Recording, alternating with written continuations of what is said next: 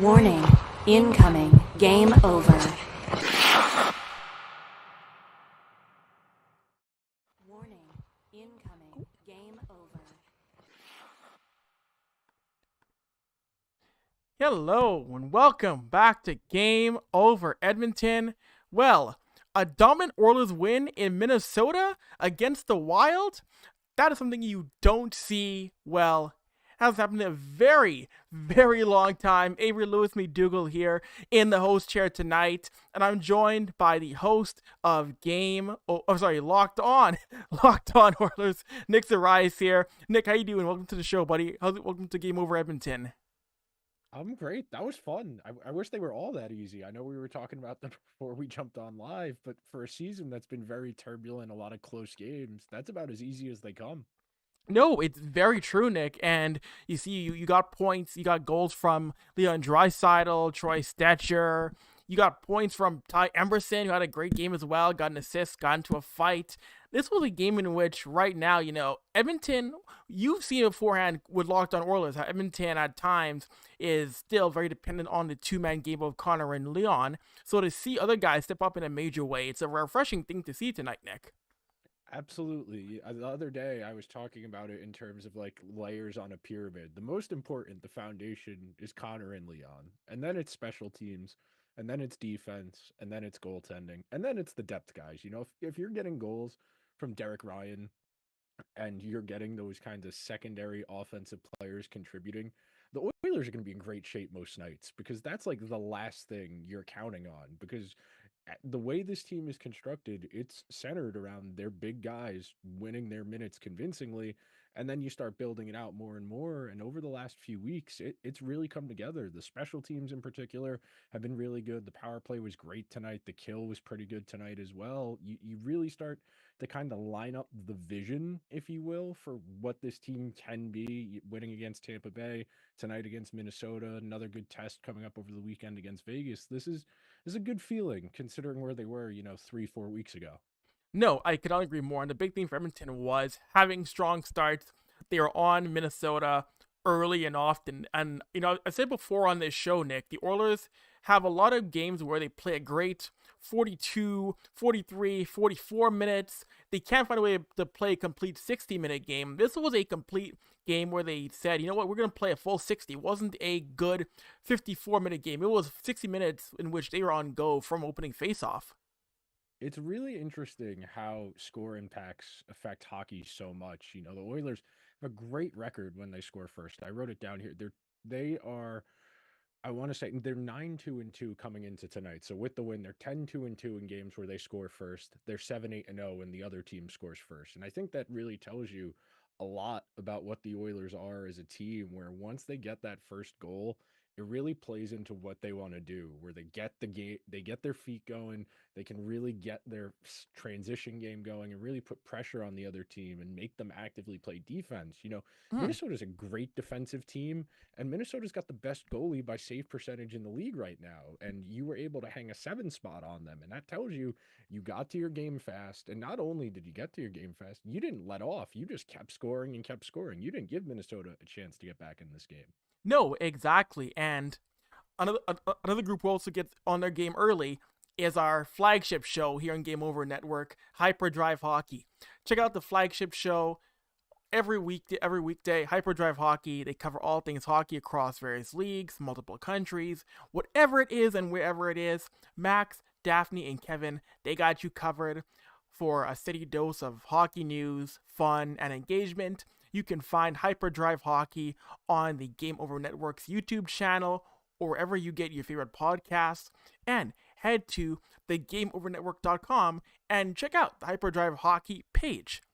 And getting back to this game here, Nick, you mentioned defensively. What up, Minnesota? This is, again, one of the best defensive teams, one of the top teams in the Central Division, and it looked like Minnesota just couldn't get anything going right now. And this is a team that is right now looking like a team that will be battling for a division crown come March and April.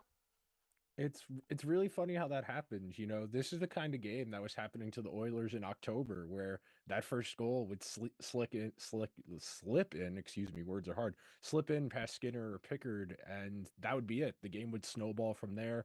They'd give up a penalty kill goal, and it'd be 2-0. And when you are chasing it, it becomes so much harder to get that first goal. And that's what happened to Minnesota tonight. This was an everything that could possibly go wrong for Minnesota type game, and the Oilers did a good job. You know, it's one thing for the other team to make mistakes. You still have to put the puck in the net. You still have to play good defense, and you still have to make the saves if you're Calvin Pickard. So when you put all of that together and you're able to take advantage of the other team's mistakes, that's how you get such a lopsided score. No, exactly. And you've seen before. We've all seen before the big debate on Edmonton's goaltending. Can they win with Pickard and Skinner? Can they go far with this tandem? And again, full credit to Colin Pickard. This is a game in which they saw Pickard and thought, "Oh, why aren't you playing Skinner tonight against the Wild?" And she had a great night. Didn't allow a ton of rebounds, made saves, got across his crease quite well. And there's been more than a few times, Nick, where Colin Pickard has stolen games from Edmonton this year so far. The Oilers do a really nice job in the Cal Pickard games of playing better team defense where they just don't concede as much. And this is a real phenomena. Like, if you track this amongst the good teams and you compare how the team plays in front of the backup versus the starter, Mhm. there's a statistical pattern for much of the last decade where the team plays better, they concede fewer scoring chances, usually fewer expected goals in front of the backup because they actively feel, well, we got to play better. This is our backup. And if you are only asking Pickard to make 20 something saves, that's a reasonable ask of your backup goalie. And he's been up to the task more often than not this season.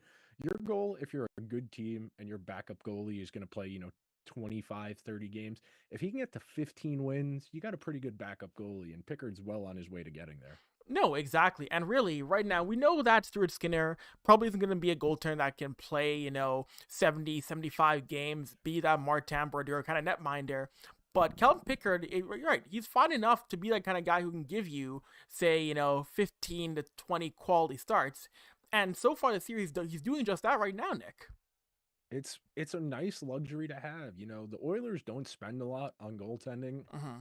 If I remember correctly, it's like the 29th biggest cap hit on goaltending in the entire league. They've invested their money in forwards and Darnell Nurse. That Bouchard extension is lingering on the horizon. But to get this type of goaltending for what you're spending, it's a validation of the roster construction. You know, the Oilers aren't asking Pickard or Skinner to be the difference between winning and losing most nights. My motto the entire playoff run last year was, if Stuart Skinner needs to be the guy, the Oilers aren't going to win that game. If he only needs to be a guy, the Oilers are going to have a good chance to win. And you saw that tonight with Pickard. He didn't have to do a whole lot. He made the easy saves, made a couple nice ones. The puck stayed out of the net. The Wild had quite a few posts. They missed an open net or two. This was about as good a win as you're going to have. And when your backup goalie gets a start like this, you got to feel pretty good as a team. And that's the biggest thing for me over the last few weeks, is that the Oilers are starting to kind of chip away at figuring out who they're going to be this year. They still need to figure out what they're going to do when Victor Arvidsson comes back. You know, we're Hmm. hearing Christmas-ish for his return. But once we know that, then we start to integrate him into the lineup, and you really start to see the team take shape. So that way, you know what you need come the end of February, early March, and we start looking at trade deadline. No, exactly. And we talk about the lineup, and someone who was a little bit snake bitten, who's figuring his game out now, is Zach Hyman. You're seeing Zach Hyman getting to the net, generating chances, getting points, and it felt like all Zach needed was a little bit of time to get back to what he was last year. Maybe not a 54 goal guy, but he's finding ways to break out again and get those chances that he was getting last year in bunches last season, Nick. It's weird because you wouldn't say a guy missing 2 weeks of games is a good thing, but for Hyman, it was a really good mental reset because he was really struggling prior to the 2 weeks he missed with the injury. You know, he Hmm. had 3 goals. He had 3 goals to that point, and if he had shot his career average shooting percentage, he would have had six. He had three. His first game back, he has two, so he's at five, and he's since resumed shooting at what his normal rate would be. He's about a 13% shooter. He was shooting like 4.5% prior to that injury. He's obviously playing a lot better now. Yeah. For him, it was just a mental reset. I felt like him. I felt like Nugent Hopkins. I felt like Jeff Skinner all were kind of in their own heads a little bit during that weird funk where they would win a game, lose a game. And now you see Hyman's going well. Kapanen and Podkolzin really look good with Draisaitl, which is a nice plus. You've Yes. got Skinner playing well down the lineup as well. You're seeing the options that they had coming into the season kind of line up for them. It's true. You mentioned two of those names, Podkolzin and Kapanen, two guys who were kind of cast-offs from prior teams. Podkolzin, the big thing for him coming into the season was Canuck fans will a lot of them have said, "Oh, he was a bust. He wasn't doing enough. Have fun, Edmonton." He comes in now and he's thriving offensively, defensively. Kasperi Kapanen, another guy who people want to label, journeyman, kind of a failure in terms of what he was supposed to be. And now he's Edmonton, played about 8-9 games, and he's impressed. Both these guys are finding fresh starts in Edmonton, and they're doing really well with their chances in Alberta, Nick. Oh, I completely agree with you. The thing about Kapanen and Podkolzin that makes them valuable to Edmonton that they might not necessarily be to where Kapanen in St. Louis, Podkolzin was in Vancouver, the Oilers don't have their skill sets. Hyman's not a bad forechecker, but Mhm. Podkolzin is their best forechecker. And Kapanen, he's not blisteringly fast, but he's pretty fast in a straight line. And the Oilers, they missed the speed they had from Ryan McLeod and Dylan Holloway last year. So just some straight line foot speed that makes defenses respect his ability to drive the net. That opens up more space for Podkolzin on the forecheck or Draisaitl to facilitate or just take shots. Scored again tonight. He's up to 21. He's been remarkable. He was the best player on the ice tonight. And if you have that and you have Connor lurking in the wings where he'll Mhm. have a 15 points in 8 games run at some point in the next few weeks, it really starts to line up. And it took them, 2.5 months to get here to where Yes. you're feeling good about how they're playing. But man, this is why it's fun. No, exactly. And what else is fun is throwing to our friends for another ad read at LaRouche. Game Over Network is an independent production focused on community, inclusion, and quality people. If you're interested in supporting Game Over, we have crowdfunding options available. In the description of this episode, you'll find a link to our Patreon page, and we're also working on a page through LaRouche, a crowdfunding platform for companies originating in Quebec. For LaRouche, we're aiming to raise $15K, and if we hit that goal, we'll gain access to government grants that will allow us to employ more people. If you have any ideas for what you want to see as giveaways from these crowdfunding efforts, let us know in the comments, Twitter, Instagram, and in our Discord server.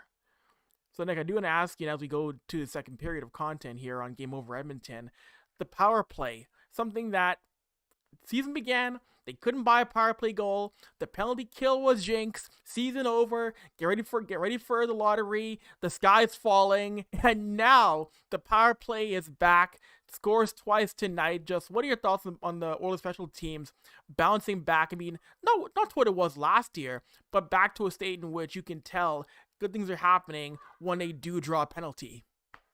It's funny you mentioned that. This is what I did for the Thursday episode of Locked On Oilers was I went under the hood and broke the season up into 10, 10, and 8 game segments. They played their 29th game tonight. Mm-hmm. That first 10 game block, they were absolutely abysmal on the power play. Excuse me, on the penalty kill.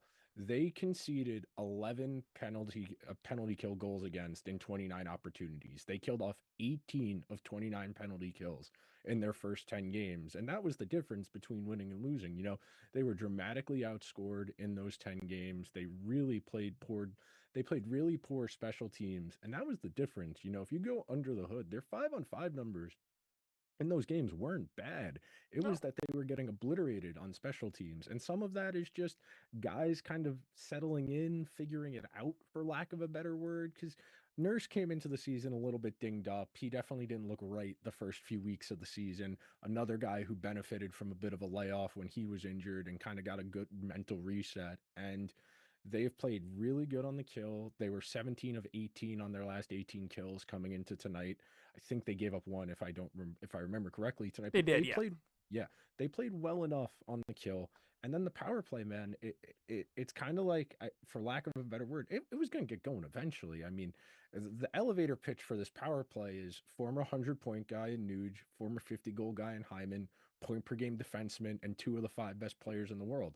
it was going to get going eventually. I mean, this isn't the Penguins here. This isn't Sid, Letang, and Cross. Like, as good as that group is, it's not that. Like, Sid's not Cross. Sid isn't McDavid. They don't have Gensel anymore as their trigger man. It was going to get going. It's good to see. They deserve it. They were not nearly as bad as they played that first month. No, they were not. And I know teams in the start of the season were starting to figure out the power play, for lack of a better term. You could see them slowing down that crossing past the Draisaitl.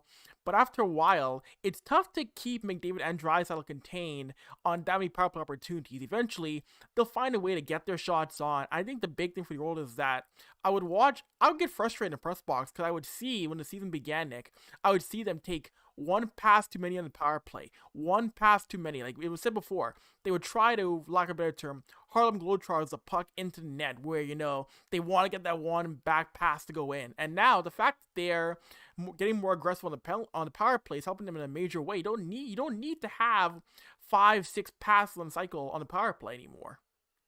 And they're not settling for point shots either. That's Mm-hmm. kind of the biggest thing for me is they're getting their scoring chances from tighter to the net. That Yes. first month, Bouchard was leading the team in power play shots on goal. And look, Bouch has a great shot. He's one of the best shooting defensemen in the whole league.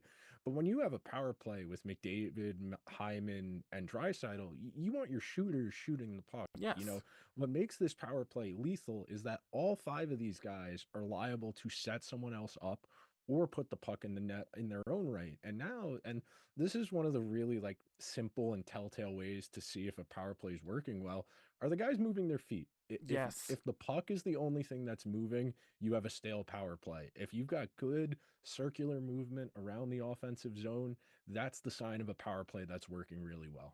I could not agree more. And that was the big thing. That was why it was so deadly last year in the playoffs, because you would see guys are always moving their feet.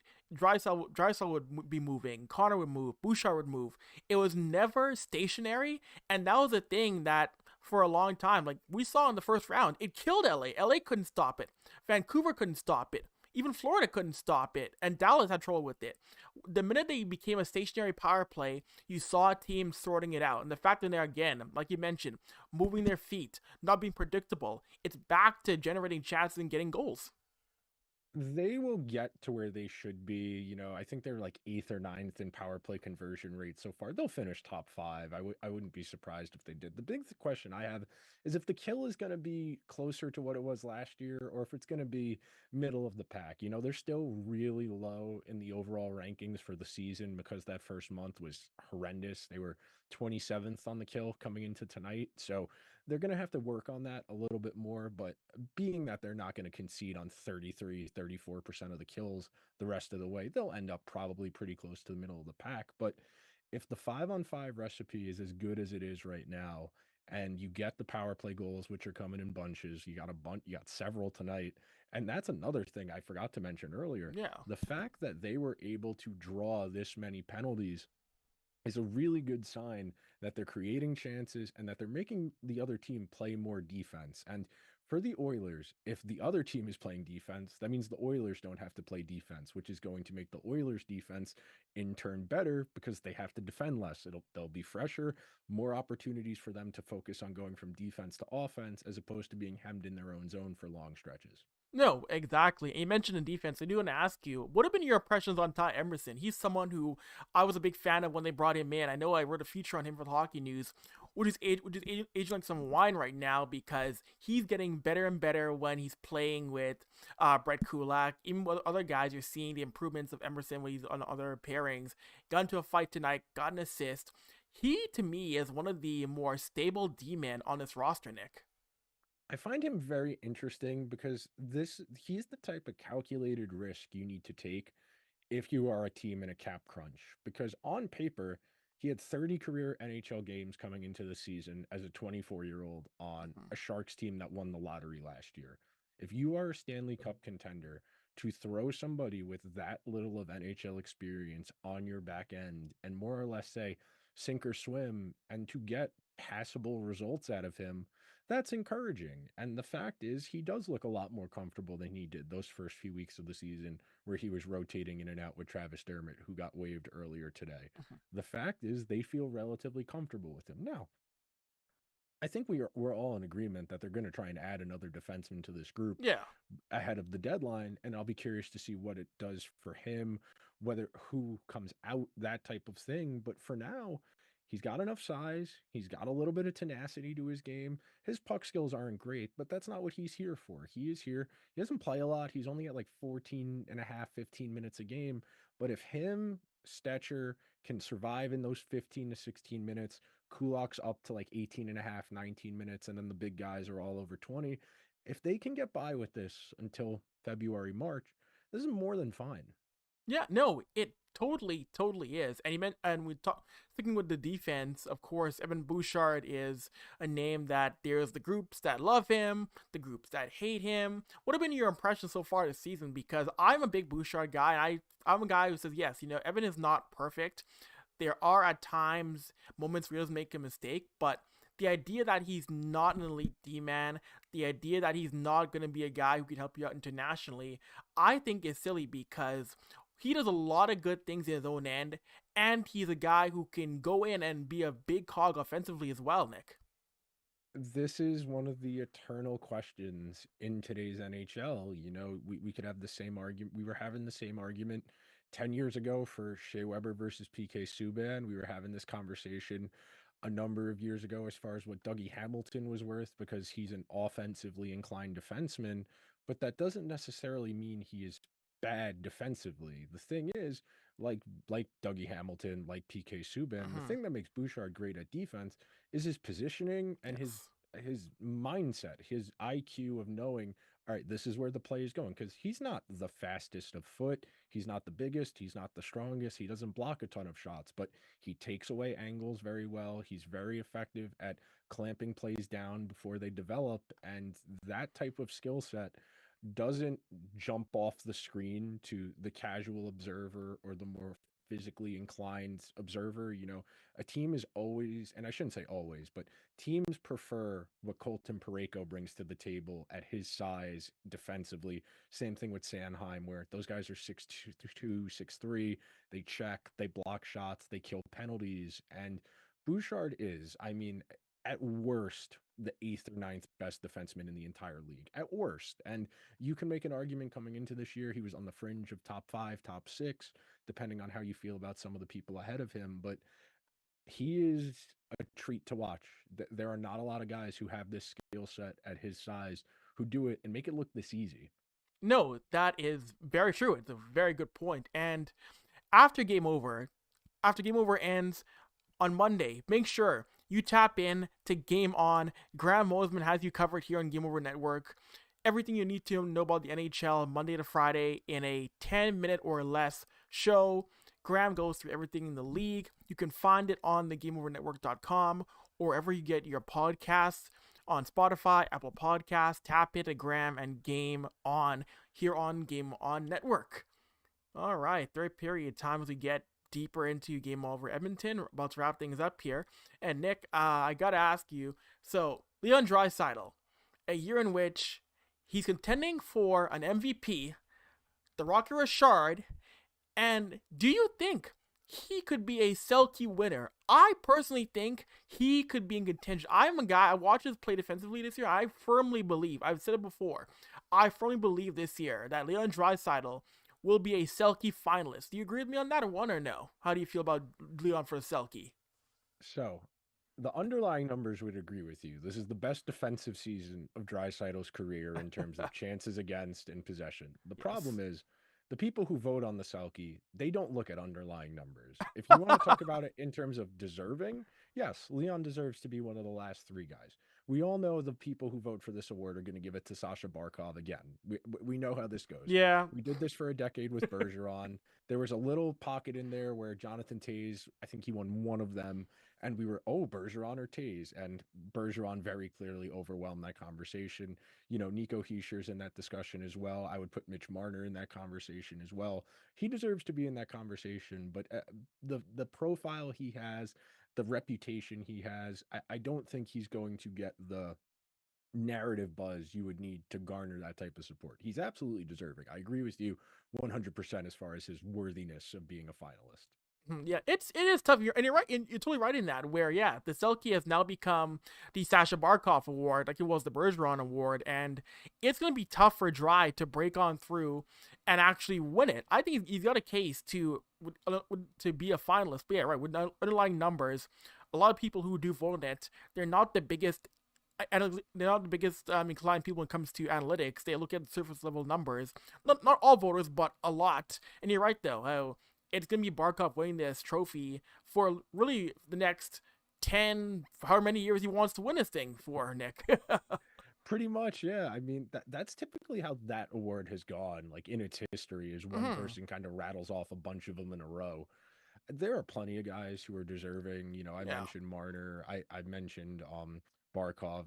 He sure is also there. There are plenty of guys. It's just simply a matter of if we ever get to a point of voter fatigue. It's the same thing Mm-hmm. with the Hart. I think you Yes. can make an argument McDavid should probably win the Hart every single year, but the voters got bored of that, so we gave Matthews one, we gave McKinnon one, and I do think come the end of this year, Connor probably ends up with it again. But wouldn't be surprised if Leon did either. Yeah, no, either Connor or Leon would be deserving to be the MVP this year. And I did some work, I did some digging into the Selke history because it's one of the few awards, Nick, that an Oiler has never won. So in its history, in the past 30ish years, the closest that they've gotten to winning, I would say more like 35 years. The closest they've gotten to winning the Selke was Esa Tikkanen finishing in third in 91 and Craig McTavish finishing in fourth in 1990. That's closely gone to any Edmonton Oilers winning the Selke. It's one of those things. It's a hard award to win, and it's funny. You think about those guys being on the post dynasty Oiler teams that were still really good, Mm, but supporting cast guys being that close, it's interesting to think about. We don't really see third and fourth liners in the conversation for the Selkie anymore. That's not really something that happens all of that often. I think that's really interesting in a historical context of where we value and what we value. yeah, no, exactly. And now really the Selke is now right. You're right, Nick. It's gone from the award for the hardworking third and fourth liner to now it's the highest scoring defensive forward. That's who the Selke is now for. Hey man, it helps my agendas.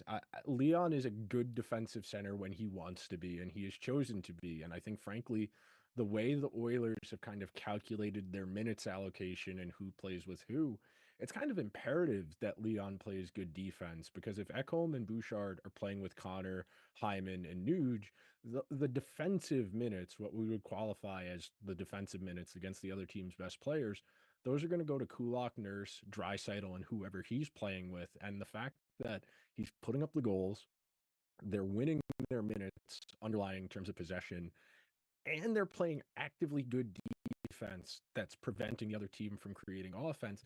That tells me the recipe's working because if Connor's winning his minutes and Leon's winning his minutes, and we're talking about, well, can the Henrique line chip in one goal Yes. every other game? That's a really good problem, a really good situation to be in. Yeah, no, I could not agree more. You mentioned earlier depth guys or other guys they brought in, like the Arvidssons, like the Jeff Skinners, like the Adam Henriques. Again, these are all guys who like Jeff Skinner. I want to see Jeff Skinner break out more because, and you're seeing like he's the kind of guy where Jeff Skinner will work hard. He's getting his chances, and it's going to be a matter of time where you see just we'll talk about it in a month. Jeff Skinner is on a 8 or 9 game point streak. The dam is going to break for Jeff Skinner very soon, I believe. The biggest thing for him and the biggest adjustment is this is the first time in his life he's not getting power play one time. The second power play unit started that power play they had in I think it was the second period because the McDavid line had just been on the ice at even strength, but he's down almost 2.5, 3 full minutes, and almost all of that is power play time. Last year he played with Tage Thompson and Alex Tuck, and all due respect to Adam Henrique and Connor Brown, those guys are not Alex Tuck and Tage Thompson. This is an adjustment. He is having to change what he does to be effective because Skinner is straight line fast and he's got a wicked shot.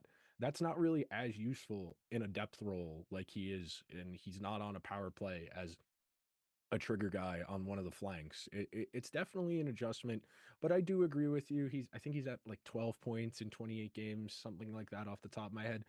It'll come. He'll have a nice little run somewhere in the second half of the season. But if he finishes with anything more than 20 goals, I think you take that 100% of the time. Because right now, I think he's on pace for something in the ballpark of 20. So if he finishes with 20, that's perfectly fine. Really, and yeah, and he's a guy who will get you that 20, 25 goal. Like right now, 32 years old, so he may not be the 40 goal guy anymore, but he's gonna give you the 20, 25 goal range. He's on a 1 year deal. It's a show me deal, and we'll see in the summertime if Jeff wants to resign or if he wants to use this deal as hey, thanks for the time, but I'm gonna try and test my luck somewhere else and get one last massive deal elsewhere in the league. Yeah, that 100%. Same thing with Arvidsson as far as I want to go to a team that has a chance to win the Stanley Cup. I want to play with really good players and put up good stats. And I want to try and get the contract that Tyler Toffoli got from the Sharks or Alex Wenberg got from the Sharks. I want to get 4x5, 5x5, and I want to set myself up for the rest of my life. That's why you take the 1 year prove it deal from a good team. No, exactly. And speaking of prove it deals, what you should do when it comes to prove it deals, you should get some proven Game Over merch. Game Over merch, you got some stuff for the winter time. What better way to support you, something you love, than by getting it as clothing? Game Over's apparel line has dropped with 3 unique designs. Whether you want to rock the nostalgic feel of our scare design, want to make a statement with our established design, or want to show your love for goaltenders proudly with our live and die by the goalie design, or you just need a coffee get you through the winter, we got you covered. Our designs are made by Brady Chalice from Game Over Winnipeg. So use the QR code on stream now. Look at our apparel store and help us rebuild local sports media in Canada while repping your community. And also for Christmas, use the code GO Holidays. We're offering 15% off all winter products, hoodies, the beanies / chooks. That sale will be going on until Christmas Day, with a different sale dropping on Boxing Day. All right, last segment time. All right, we are in overtime. We got some questions now. Final segment, Nick, and get my fellow host of Game Over Edmonton, Austin. He got a comment here, and let's see what Austin's saying here. Do the Oilers have a coach that everyone has bought into? So, do the Oilers have a coach that everyone has bought into pure defense? They still produce a lot of chances, but their shot suppression is impressive every night, which, no, it's true. The shot suppression is a major improvement by this team, Nick. And I do agree that this team has found a way to buy in with Chris Knobloch. Not saying he didn't with Jay Woodcroft, but the vibe seems a little bit different this year, Nick, under Chris Knobloch. I think they understand what they need to do. I think that first month kind of put in perspective the adjustments and the changes they were going to need to make. They had a lot of roster turnover. You turned over 3 forwards, you turned over 3 defensemen. It takes a lot of time for partners to build chemistry as defensemen, and it took a little while. Nurse is dinged up. Took him a little while to kind of find what he needed to do. He's been really good over the last 10 to 15 games, and that's really helped them out. I think the biggest thing for Knobloch, as far as why he gets buy-in, I think you've seen at times where things have gotten a bit hairy or a bit desperate. He's managed to push the right buttons. And even if it's, luck and circumstantial, I do think guys care about that. I do think it matters that the guys on the team feel like their coach can find them solutions over the course of a few weeks or in the course of a playoff series. I definitely think that matters. Yeah, no, totally. And it's funny. And one thing I've not seen too much of Knobloch compared to Woodcroft is one thing that we saw with Woodcroft was he was out coached when it came to line matching in 2023 against the Vegas Golden Knights. You saw Bruce Cassidy win those matchups last year in the postseason. I didn't see too many veteran coaches winning those matchups against Chris Knobloch in the playoffs, Nick. No, he did a really good job of finding the right minutes for guys when they needed them. I definitely think they might run the risk of burning guys out. I don't think you can play Ekholm and Bouchard as many minutes as you're playing Mm-hmm. them right now for a full season. They're close to 23 and a half, 24 minutes a night. Ideally, you would like that to be 22-ish minutes a night just because Yeah. that accumulates. And we still got 4.5, 5 months of a regular season to go before we even start talking playoffs. And if you're going to go with the distance, from the start of training camp physicals in the middle of September to hypothetically when the cup gets handed out, you're talking about like 9.5 months. That's a lot of hockey to be playing 23, 24 minutes a night as defensemen. Yeah, no, that is super true. And one of my last questions for you: do you think Evander Kane plays in Edmonton again? Do you think it's possible? Because we've seen the talk of him coming back in February. There's people saying he's gonna be traded before that. Do you think Evander Kane plays again as an Oiler in 2025? So the last thing I'd heard about Evander Kane, I read it in The Athletic a few weeks ago, and Stan Bowman had said he was only a few weeks post-op. He hadn't even started like the testing to see what type of physical therapy he needed.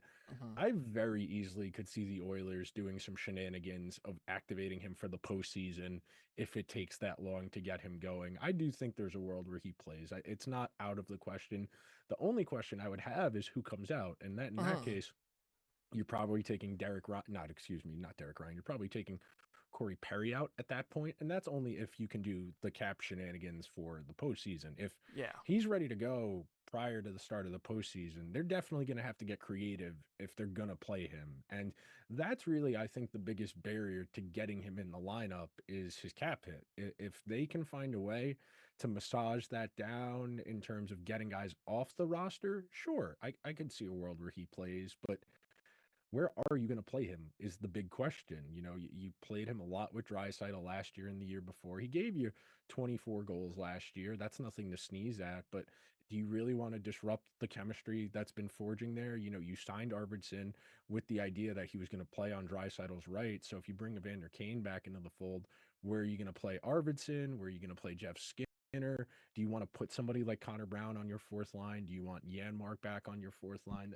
It's not a bad problem to have, but they definitely do need to get creative as far as what their roster is going to look like because we know they need to add a defenseman. I don't think that's really in question. So they definitely have some cap stuff to figure out, Yeah. but this is a good problem to have. You're in a position where you feel like if you add one or two pieces and the right pieces, you can make a deep playoff run, which is the goal here to win a Stanley Cup. So if you have the luxury of playing a former 25 goal scorer on your third line, you're going to do that and you'll try and figure it out later. No, exactly. Yeah, it's a in a way it's a good problem to have with Yeah. the amount of pieces you're trying to juggle so far.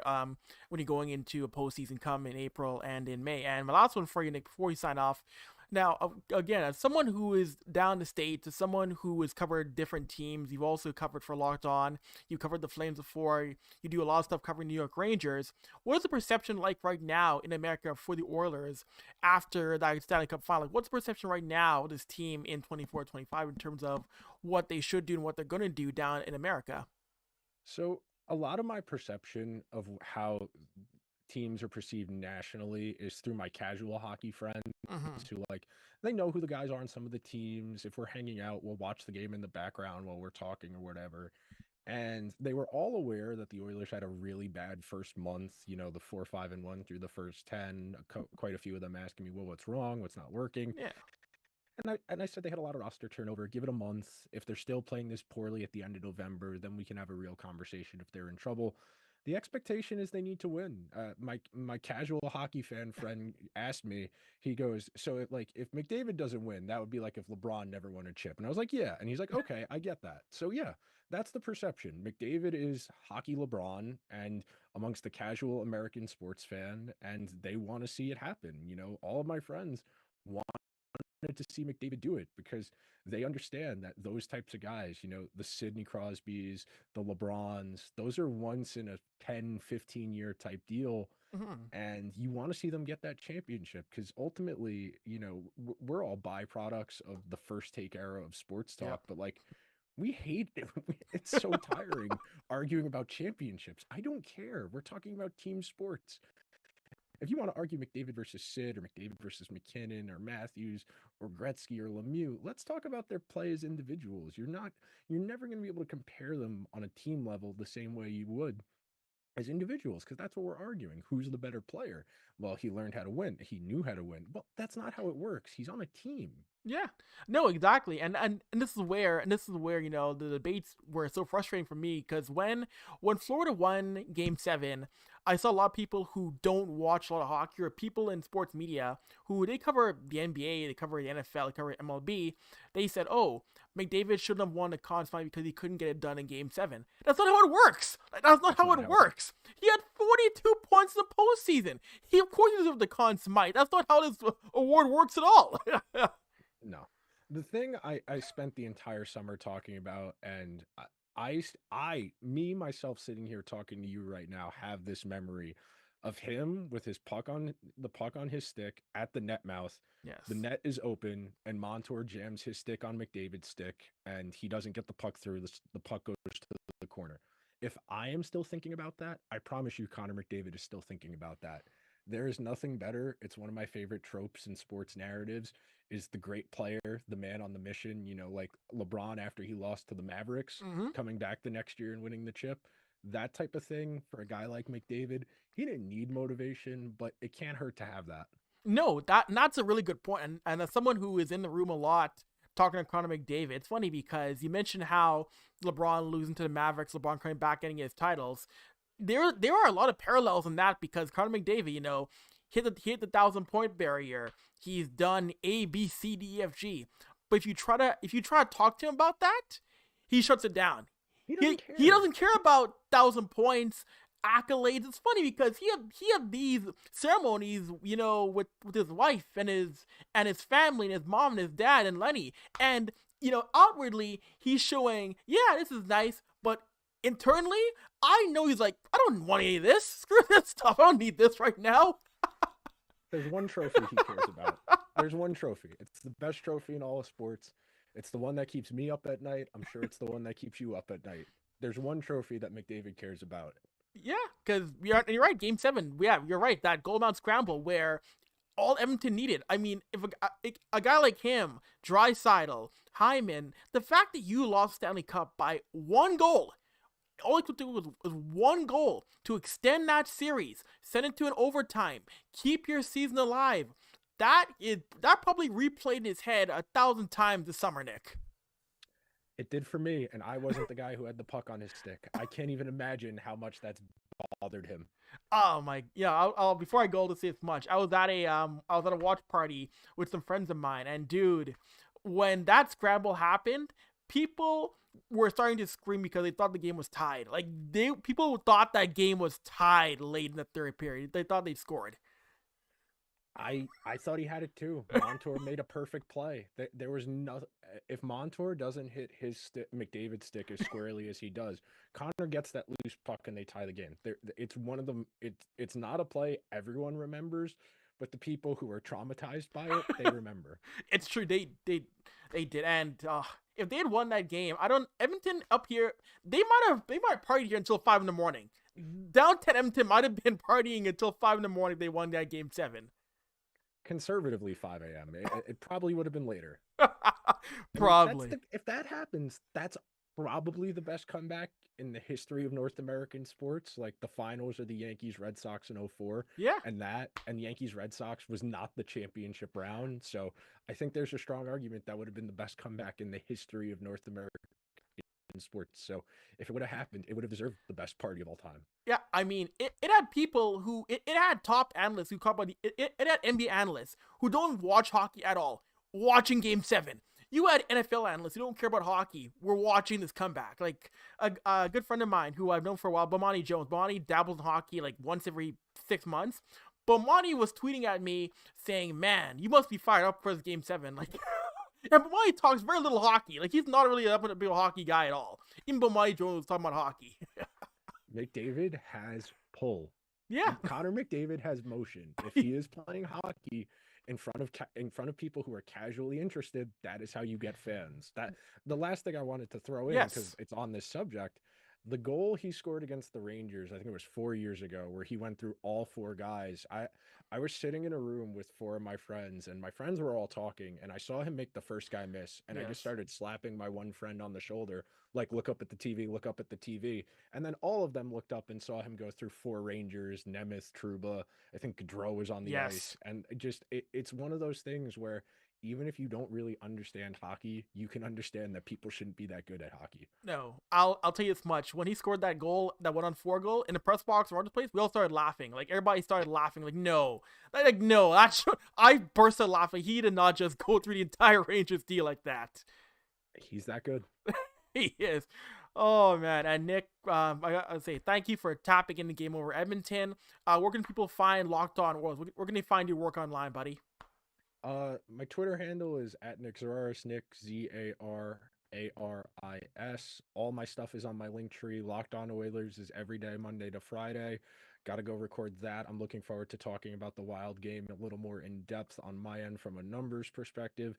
Liberty Blue is every Monday, and then sporadically when news happens, that's New York Rangers stuff. And then sporadically I write. I still like to say I'm a writer, even though I haven't published anything on my Substack in a few weeks. But yes, you can find my stuff on my link tree on my Twitter handle at Nick Zararis. Nice, amazing. Nick is one of the best American Oiler writers. He's one of the best Oiler people down south giving his takes on this franchise. Nick, got to get you back on again this season, buddy. Thanks for tapping in Game Over Edmonton. Anytime. I'm always down to talk puck. Nice. All right, gang. So that's it for tonight. Next episode will come after Edmonton takes on Vegas, an afternoon affair on Hockey Night in Canada. Until then, we are out. Talk to y'all later.